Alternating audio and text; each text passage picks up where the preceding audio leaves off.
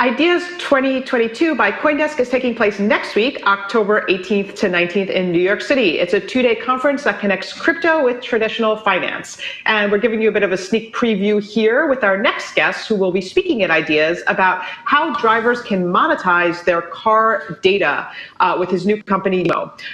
Please welcome DIMO co-founder Andy Chatham. Andy, hi. That sounds intriguing. What do you mean? How can we monetize car data?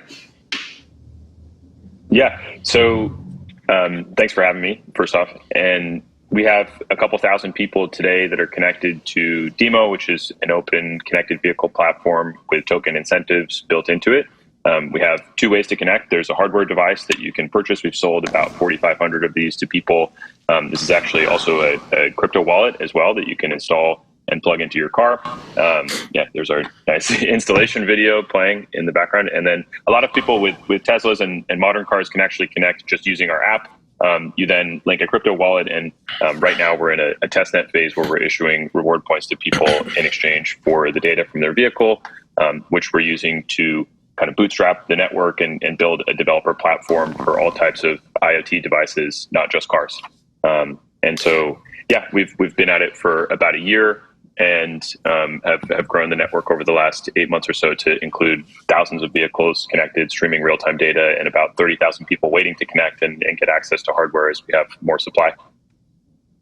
So Andy, this kind of data include repairs done on a car, because look, I hope my insurance company isn't watching, but I always pay cash whenever I get anything that happens to my car.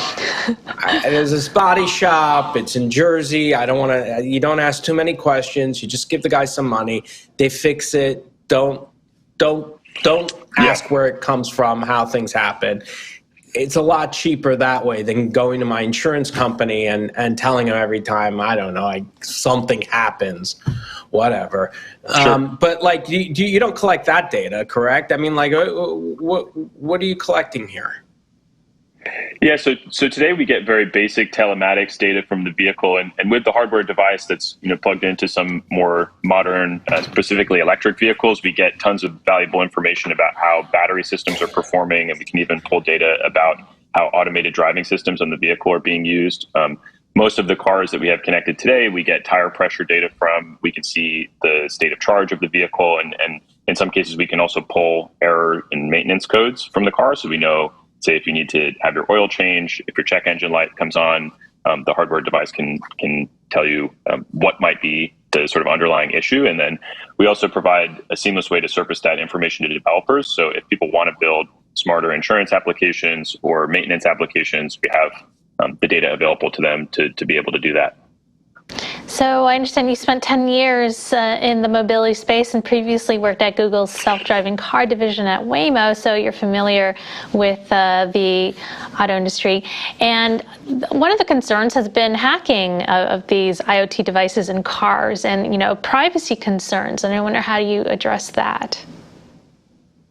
Yeah, so I had kind of a unique background where I wasn't working directly for Waymo. I was working as one of their service providers, running a team of a couple hundred people that were responsible for putting their vehicles on the road every day.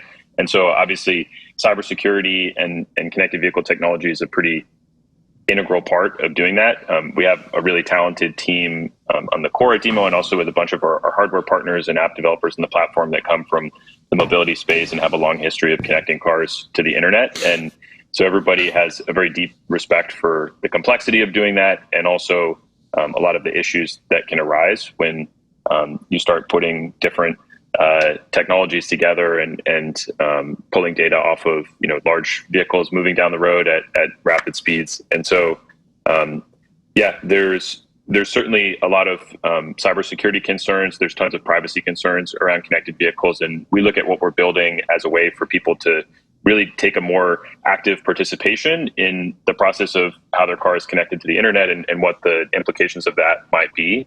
And really what we look at ourselves as doing is providing a way for people to sort of take control over the data that's coming from their car and monetize it and use it however they want.